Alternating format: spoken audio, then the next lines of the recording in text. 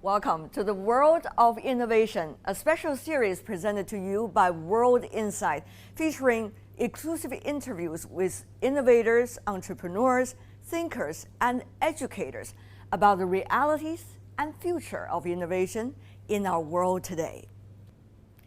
Today, let's meet Henk Rogers, entrepreneur and designer of the world-renowned video game Tetris, and producer of Japan's first major turn-based role-playing video game. However, as one with innovative mind, he does not want to confine himself only to what he's already known for. Rather, he explores the most innovative ideas, particularly those capable of changing the world for the better. For example, an environmentally sustainable lifestyle. After failing to persuade others to take the leap with him, he used his own life as a case study and has come up with an efficient way to make it happen in Hawaii, where he lives today. But his aspiration is to spread the ideas and the messages and his practices around the Pacific Islands, be it big or small. I caught up with Mr. Rogers when he attended the China Development Forum in Beijing in early spring. Before we hear his story, let's take a look at this.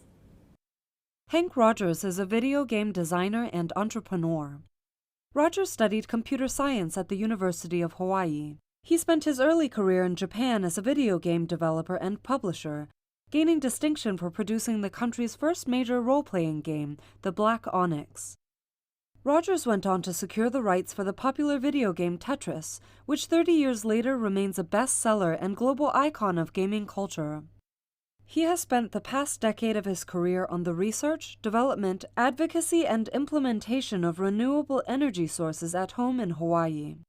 2 years ago, he started a new business called Blue Planet Energy Systems, which aims to make homes across Hawaii energy independent. The Hawaii governor announced last year that the state of Hawaii would become completely energy independent by 2045. We were going to have to fix Hawaii first, because I cannot ask somebody else to clean their room before I clean my own room. And so we have recently turned the corner where Hawaii has made a mandate that they are going to go 100% renewable for electricity by 2045. So this means no new power stations for LNG or for anything. Nothing like that anymore. So from now it's going to be all solar, wind, or geothermal. And so that is a corner that we turned.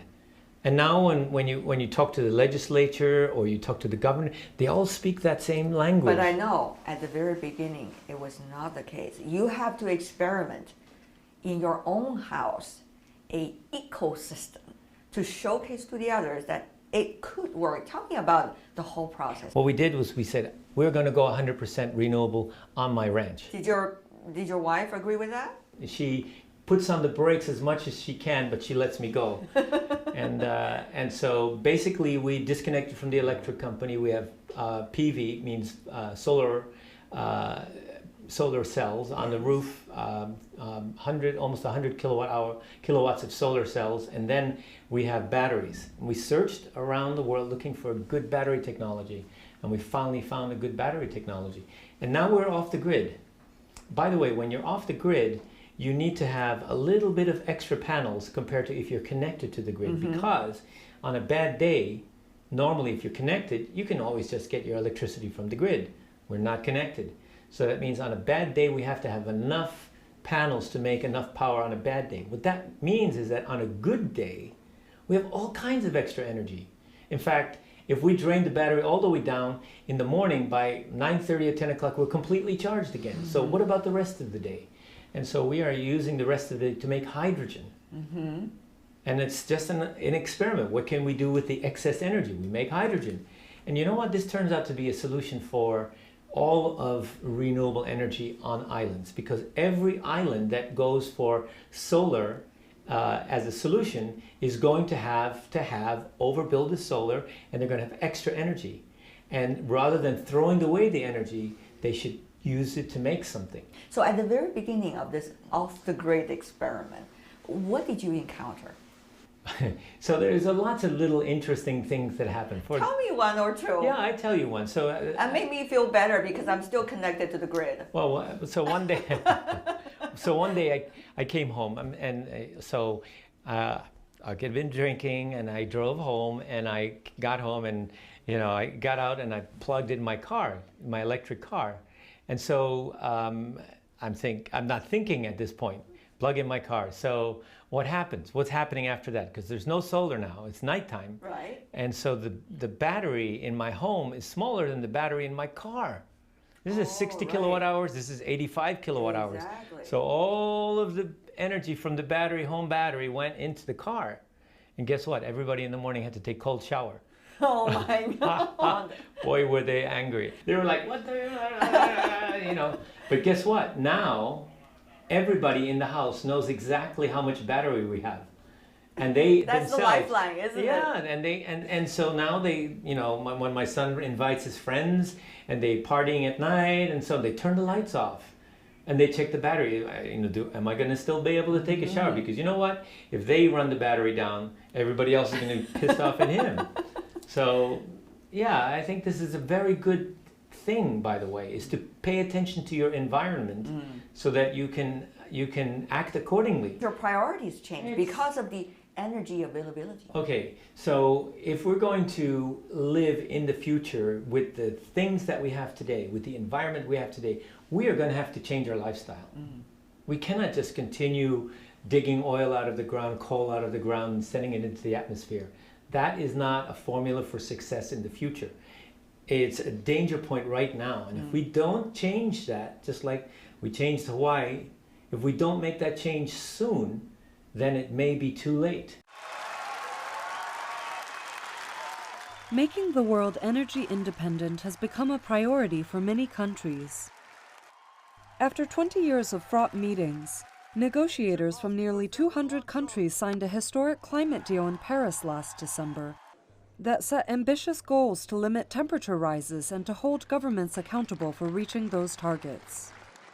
The Paris Agreement serves as a stark reminder that the era of fossil fuels is coming to a rapid close. Countries around the world pledged to do the near impossible, limit warming well below 2 degrees and below 1.5 degrees above pre-industrial levels if feasible. That basically requires the world to move rapidly toward 100% clean energy, producing zero net greenhouse gas emissions between about 2050 and 2080. Many say the agreement sends a powerful signal to global markets, hastening the transition away from fossil fuels to clean energy economies. It also calls for us to move toward a lifestyle based on a sustainable model. It's amazing how they could get used to this life change, and actually we could do it. When you think about, we've become so complacent and lazy in our modern world. If you go to people who are living like in Tibet or other places, they have to think, when I'm waking up, I have to go and collect the firewood, and they're living in their environment, and so they're very close. If it rains, they have to think about, should I go outside or not? Yes. And we completely just shelter ourselves from an environment. I lived in Tokyo. You don't have to ever go outside. You can just go down the elevator, get on the subway, get into your office building, and so you never go outside. You never feel, what's going on, the real world. So that's part of the reason I live in Hawaii. Is we feel the real world. I'm outside. But feeling the real world, do it on your own ranch is one thing. Let others also do the same thing is another thing. Not to mention, you have to convince the legislator locally to adopt what you consider as the best practice. How did that work? And it was hard work, and we were fighting to get 2040, 100% by 2040, for example. And my guys from the foundation said, we're having a hard time. The legislators there, listening to the electric company who said, don't think about this. Because of traditional thinking, right? Well, it's called inertia. The thing is, the ship is moving in one direction, and it's very hard to think about moving it in another direction. And so I said to them, okay, you know what? Who are we doing this for? And the answer is, it's for the children. So I said, okay, you guys go out to a bunch of schools and get children to draw a picture saying, please give me 100% clean energy by 2040. And we made a book, and we gave the book to each legislator. And it's a request by the children. I said, make it a hardcover so they cannot throw it away. Don't make it something they hang on the wall because it's going to fall down and they're going to... No, it's got to be in their office forever. Right. So that's the form factor. And there's a limit. You can only give a politician something that's worth less than $25. Otherwise, it becomes a political gift, whatever. So it's $24.50. It costed the book. And guess what? We got that legislation through. It was the kids. And basically... The kids are who stopped us from smoking cigarettes in the United States. Yes. So the kids should stop us from doing things that are going to ruin their environment, their future. But now you're thinking about even more than just Hawaii. You're thinking about many of the Pacific Islands, similar natural environment, and yet could adopt similar strategy. It is and it isn't. Tell me.